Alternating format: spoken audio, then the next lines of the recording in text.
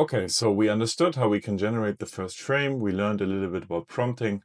Now it's time to go to our core component of NeuroFrames, which is our video editor. Sometimes we also like to call it our video synthesizer, because it is kind of the synthesizer for the visual world. So in this video, I want to go through basically the controls of this. I want to go through the meaning of every button in this video synthesizer. And later on in further videos, we explain some settings and stuff. Okay, so let's start with the app bar. Top left, there's our logo. You can click on it and you end up on our landing page or in your videos library, depending on where you are on the app. In the top, there is the title. You can click on it, rename it. Squirrel, let's call it dramatic squirrel. Okay, title of the video, completely optional, up to you. Here we have undo and redo. If we add something new here, we can basically undo this. We can switch tooltips on and off. You will find that there's a lot of tooltips here. Basically for every component that we have, there is tooltips, and when we switch them off, they disappear, at least largely. Here, some of these are still there. I personally find the tooltips after a while a little bit annoying, so I switch them off usually. Here's an internal volume control. If you upload a song and want to play it back, you can decrease the volume of it. This is a button that leads sometimes to a little bit of confusion. This is, you can see that the moment on the timeline there, the unit is in seconds. So the position of this box is 5 seconds, and you can see here this is 5 seconds. And when you click here, we go to BPM mode, and nothing changes. It's just the interface. Nothing in the program actually changes.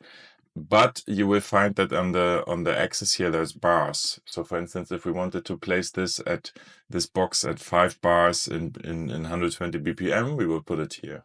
So this is a musician-friendly interface. You can of course change the BPM here. Yeah, and then 90 bars, and then it would go out. This is completely optional. Just some people like to make things respond to audio a lot, and this is just a nice little gimmick that they can have the timeline in bars. So this is the save button. So every now and then we save the project by itself, but you can also click on it if you want to force the saving. And then it's just auto-saved. The next button is also important. That's a save as button or duplicate. Basically, you can make a copy of this project. Dramatic squirrel copy, and it will open the same project, the copy of this project in another tab. Now we have 2 projects. You can see here the video ID in the URL is different, so it's 2 independent projects. You can work on both. On NeuroFrames, oftentimes you want to explore what happens if I re-render a certain section in a certain way. And in this case, it's very helpful to do a duplicate before, so you won't lose your progress in case you turn out to not like the new result. Then there is the export button here. And this is at the moment disabled because we haven't rendered anything on the project, but once we have rendered, we can click on this. Okay, so then we have the prompt settings here. You can see there's all kinds of sliders. In the next video, I will go through these sliders in more detail. But in general, you can adjust the settings of each of these clips or boxes. And you can also pick presets and view the presets here. Then there is some buttons that we already know from the previous page. This is turbo mode. It increases rendering speed roughly by 4 times, but also the quality suffers a little bit. We have Pimp My Prompt, which enhances the text input here. This is a new feature that enhances the prompt based on the previous prompts in your project. So it's useful if you're a little bit lazy and want to tell a story. Related to that is also this little button here. Let's switch on the tooltips.